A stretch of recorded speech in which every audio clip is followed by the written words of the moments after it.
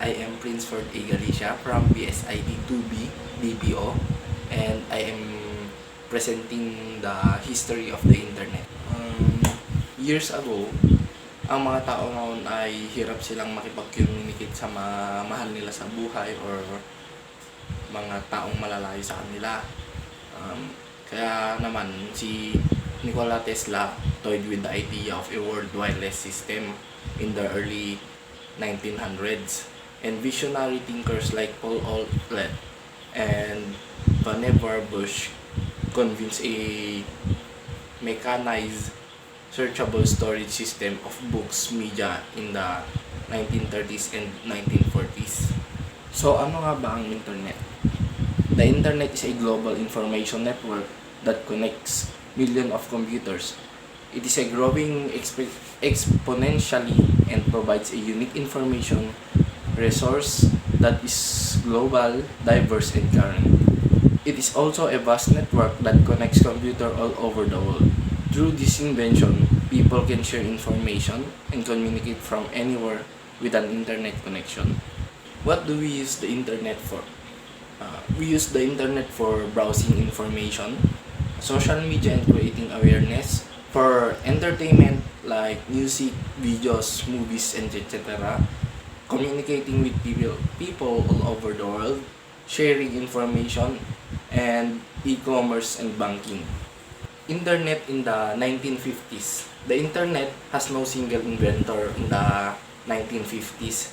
Instead, it has evolved over time. The internet got its start in the United States more than 50 years ago as a government weapon in the Cold War. Scientists and researchers used to communicate and share data with one another through what was known as DARPANET or Defense Advanced Research Project Agency Network.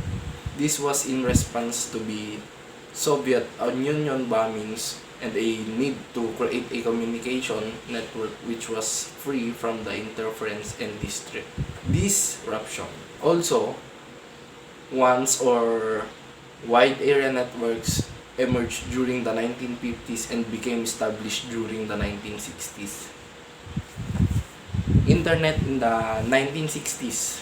The first workable prototype of the internet came in the late 1960s with the creation of ARPANET or the Advanced Research Project Agency Network.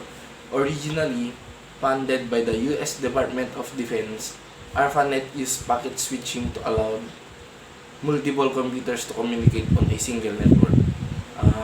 Sabi nga kanina sa internet noong 1950s, ginagamit ito ng mga sundalo bilang weapon para sa Cold War.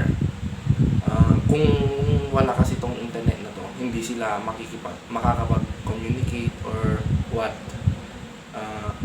Mamaya baka iba pa yung mga, or baka sila pa yung mga maglaban-laban dahil hindi sila makapag-communicate ng mabuti. Without packet switching, the government's computer network, now known as the ARPANET, would have been just as vulnerable to enemy attacks as the phone system.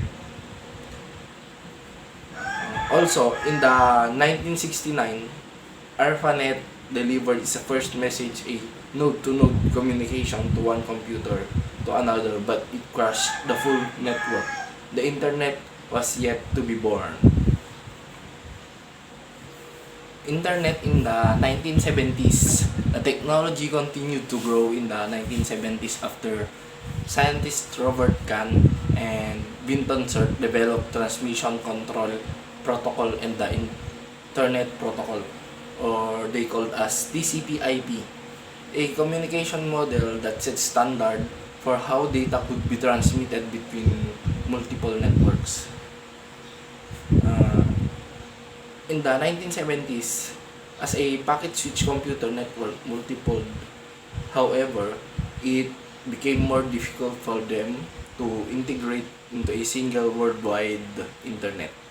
TCP/IP was described to be the handshake between computers all over the world. It is enable each computer to have its own identity. It is also a transmission control protocol. Is a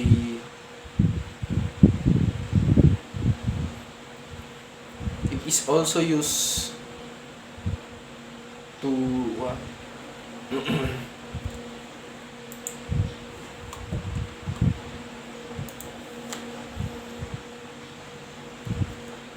TCP/IP is a suite of communication protocols used to interconnect network device on the internet. TCP/IP can also be used as a communication protocol in a private computer network, an intranet or extranet. Internet in the 1980s. ARPANET adopted TCP/IP on January 1983, and from the researcher began to assemble the network of networks that became the modern internet. The online world then took a one or more recognizable form in 1990 when the computer scientist Tim Berners-Lee invented the World Wide Web, or the WWW. While it's often confused with the internet itself, the web is actually just the most common means of accessing data online in the form of website and hyperlinks. Ang mga example ng mga hyperlinks or website na mga to is yung halimbawa Facebook, YouTube, so may mga www or the World Wide Web. Internet in the 1990s, Tim Berners-Lee introduced the World Wide Web. Ito na yung dinidiscuss ko kanina.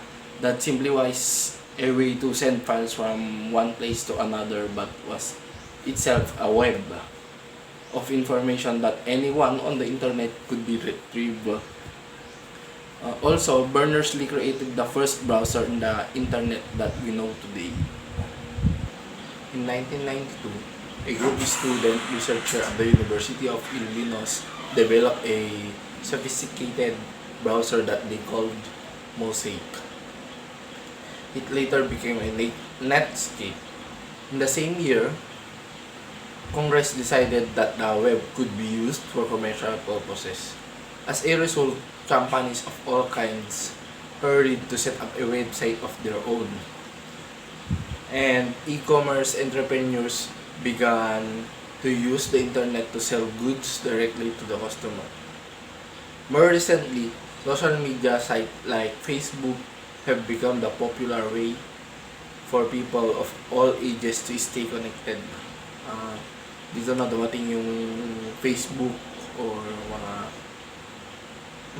messenger app para mas mabilis makipag-communicate sa mga pamilya natin sa ibang bansa or yung mga malalayo sa atin. Siyempre, ginamit din ng mga negosyante ito para kahit through online pwede kang mag-order ng mga goods or whatsoever.